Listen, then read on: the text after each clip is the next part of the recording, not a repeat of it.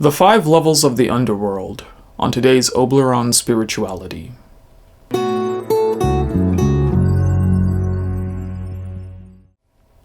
Greetings everyone, I'm Oblyron, Lord of the Underworld and consort to the most lovely Hecate. Thank you for joining me on today's episode where we are going to talk about the different levels of the Underworld and their roles and functions. Now the Underworld is very much a sort of misunderstood realm of existence.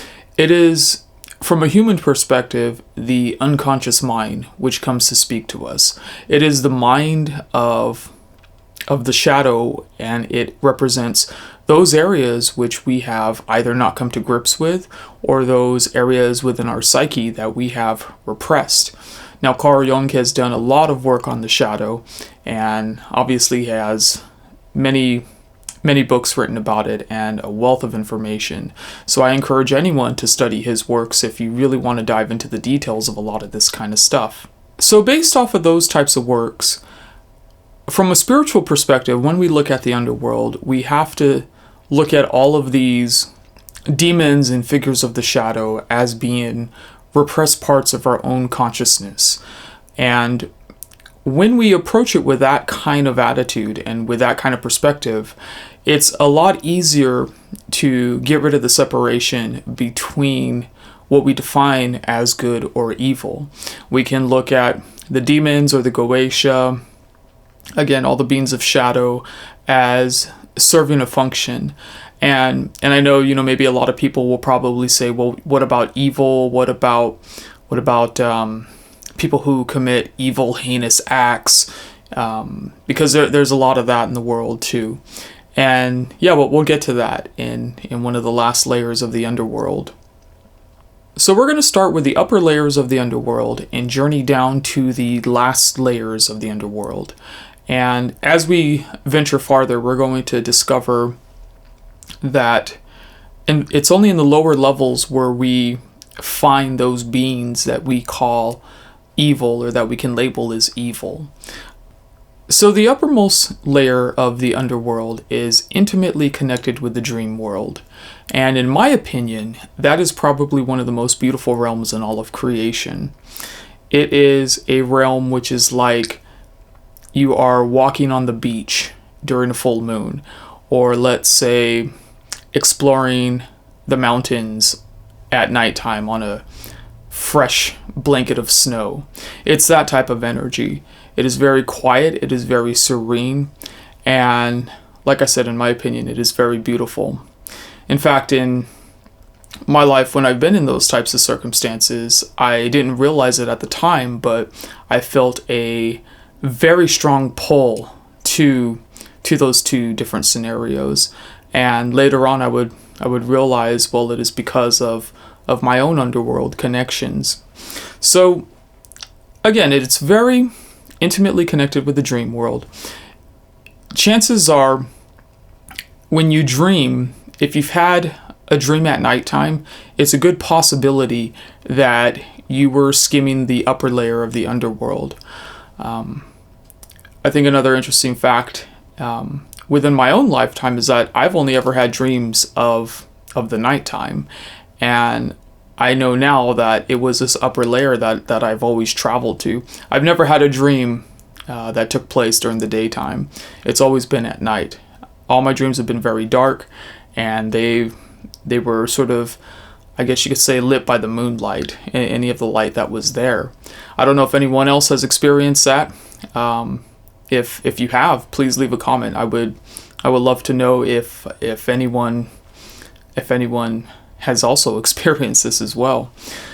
So it's primarily a bridge. It's a bridge to the lower levels of the underworld. And there really isn't, we don't find what we would call, the demons or anything like that there. It's just pretty much landscape. Now, as we begin to make our descent deeper into the underworld, we will come across the River Styx in this particular realm of the underworld. That is where Charon, the ferryman of the River Styx, transports the souls of the dead across to venture deeper into those realms. Also, it's not just the souls of the dead, but as we begin to descend more into the underworld, we generally, if we require, let's say, some type of soul healing, then we will also cross the River Styx to be able to access the deeper parts as well. Which leads me to the second layer. So as we journey deeper past the upper layer, we go into what I would call the hospital layer of the underworld. This is just beyond the River Styx. This is a deeper layer of the underworld. And the reason why I call it the hospital layer is this particular version of the underworld is actually based off of 12th house energy. And what is the 12th house? Well, it is a house of hospitals, institutions, and prisons. And if you take a look at my video, How I Claimed the Underworld Throne, I get into why that is and with greater detail. When we experience traumatic events, and when we begin to receive the messages of our unconscious mind, that is when we begin to travel into the hospital layer of the underworld. That is where the healing starts. And from our perspective, when we're having these dreams, when we descend into that layer, they are interpreted as nightmares. It's when we have those dreams that are very uncomfortable. But again, what is the purpose of these types of dreams? And if we were to look at Carl Jung, he would say it is our unconscious mind which is trying to tell us something about ourselves. Again, this is just for our own healing. This is when the underworld comes up to us and tells us what we need to know. It tells us those repressed, darkened parts, the shadow aspects of our psyche. So I recently visited this particular area of the underworld relatively recently. It was not long after my separation, and for a couple of days, I was having these horrendous dreams where there was a lot of violence towards women.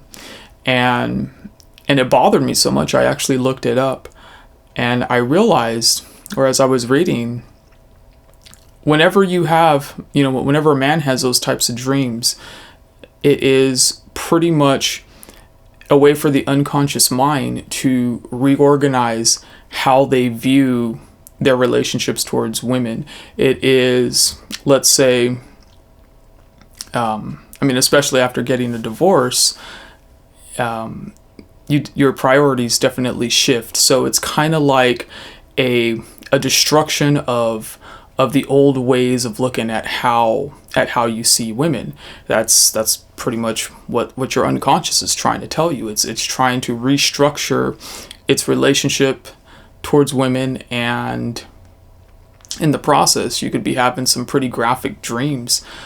And as horrible as it sounds, almost immediately after having these dreams, I was noticing that I was actually becoming a bit more magnetic towards women in this process. And it was because, something had shifted in the internal energy of myself. And, when we can bring the unconscious to the conscious level, when we can bring the darkness to the light, that is when we have true energetic shifts. And again, Carl Jung had also talked about that as well. So, as much as we may fear the shadow, and as much as we may be affected by these nightmares and these horrible dreams, when we go to that hospital level of the underworld, it really does provide a lot of healing. And it provides healing in a way that meditation doesn't quite satisfy. It provides it in a way that actually changes your energetic signature.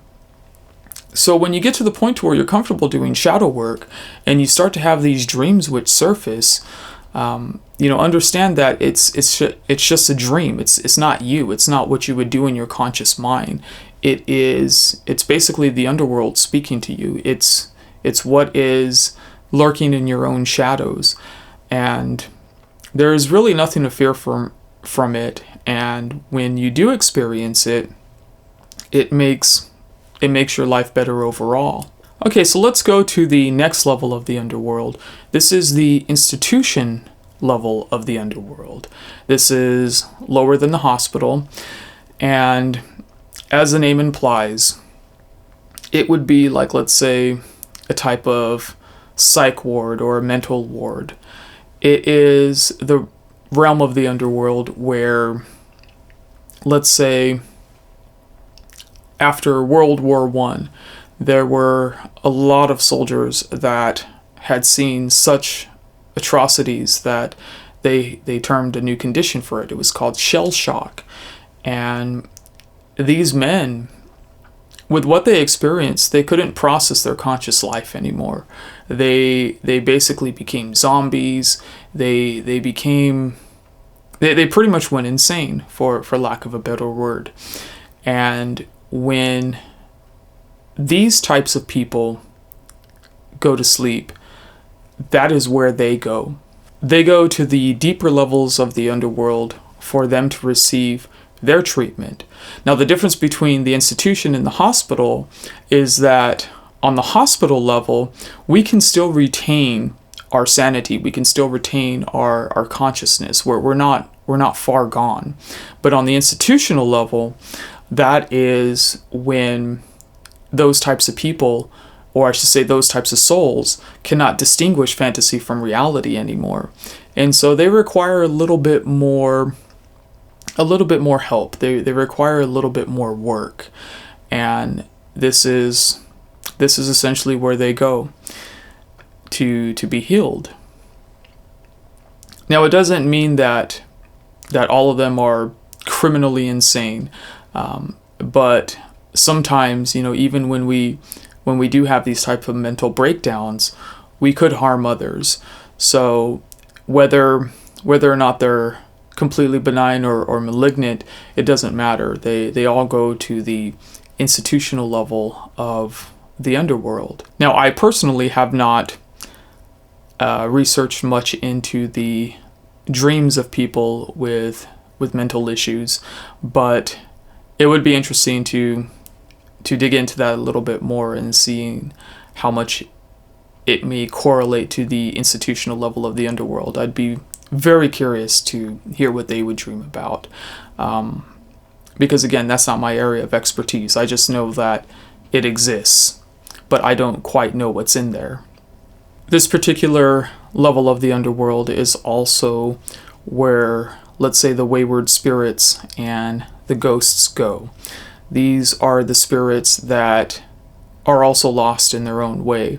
They don't know from even a spiritual perspective what is the difference between fantasy and reality. Okay, so moving along to the next layer, this is where the prison level exists.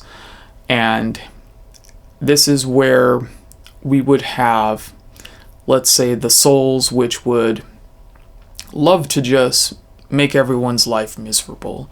This is where the demons, I guess you could call them, this is where they live. If you're a fan of, let's say, Stranger Things, this is where the Vecnas live. This is where, and it's also where they go to dream. It's a prison because it houses energies and souls which are very dangerous.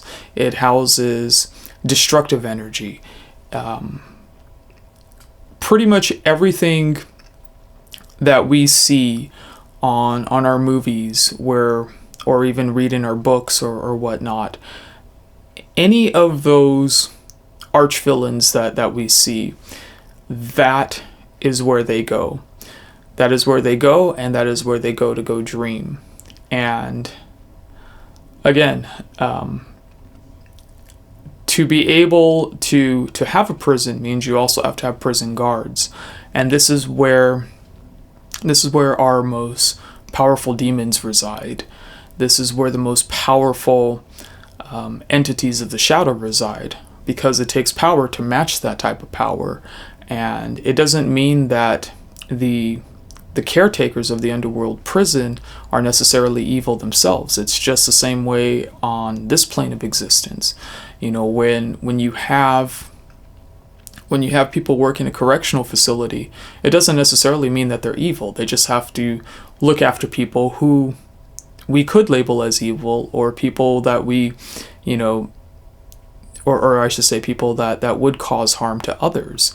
It's just the way it goes. As above, so below, as within, so without. And also on all planes of existence.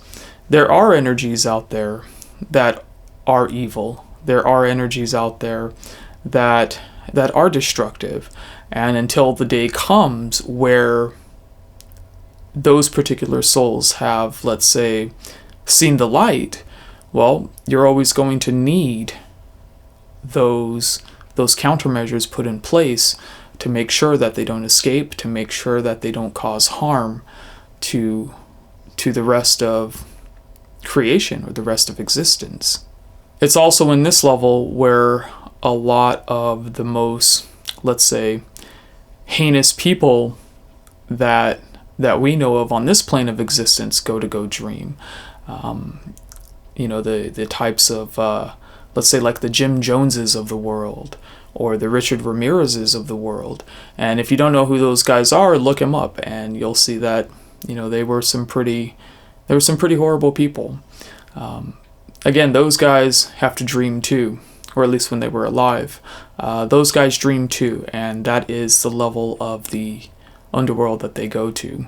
So the very last level, the fifth level of the underworld, is actually the shadow aspect of God. It is the pure void.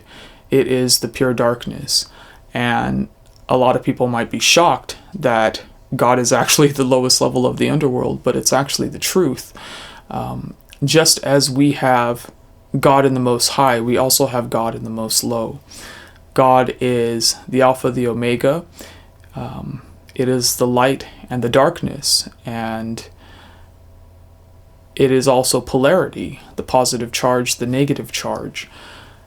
And it is between those two charges that creation is pretty much built upon. This is why we just can't destroy all these souls. This is why we just can't get rid of evil, because as horrible as some of these entities are, especially in the prison section of the underworld, it is also an aspect of God. And that is why we have to, especially as underworld caretakers, we have to look at our job as providing a service, as making sure that, you know, everyone else is protected. And this is what I think is very misconstrued in a lot of our literature and a lot of our spiritual practices, is that we have a tendency to label the darkness as evil. We have a tendency to label these things as horrific, as, you know, people who think that they are just born of the light. It's very easy to point the finger and say, well, you know, that's evil, it needs to be destroyed. But, you know, with the fifth layer of the underworld being pretty much an aspect of God's consciousness, like I said, you know, it's all part of the chain. It's all part of existence, no matter whether we come from the light or whether we come from the dark. It's also important to know that when we see horrific people on the news or in our lives, and we ask, well, you know, how could God allow this? You know, how could horrible things happen to good people? Well, the reality is that the only way for, let's say, a Jim Jones or a Richard Ramirez, the only way that they could manifest is that there is that much shadow in the collective unconsciousness. And until we get to a point to where the collective unconsciousness is actually filled with more light, well, we will see things like that. We will see these darker entities manifest. Now, it seems like within recent years, we seem to be pushing towards the light a little bit more. I mean, attitudes and people have changed a lot since I was really young, and I know it's changed since my parents' generation and my grandparents' generation. Things seem to be getting lighter. However, it's important to understand that things can also oscillate. So we have the ability to make tomorrow better for us, or we have the ability to make it worse for us. It's really just our choice, and or I should say the choice of the collective unconsciousness, or the choice of the collective consciousness too. There are no guarantees, because energy is just energy. We can either choose to raise the vibration towards radiance, or we can choose to lower it to void. And really all of those aspects are the aspect of God. So I thank you all for joining me today. If you resonate with this content, then feel free to like, subscribe, or perhaps leave a comment and let us all know how you resonate with it. And if you're interested, then feel free to drop by my Discord, where I do weekly live streams of guided meditations. I also have forums where we can share information, and I also post a little bit more information there that I don't always cover on these videos. So again, thank you all. It's been wonderful having you here, and now we shall close with a chant of Oblyron. Amde sote, amde Oblyron, amde sote, amde Oblyron.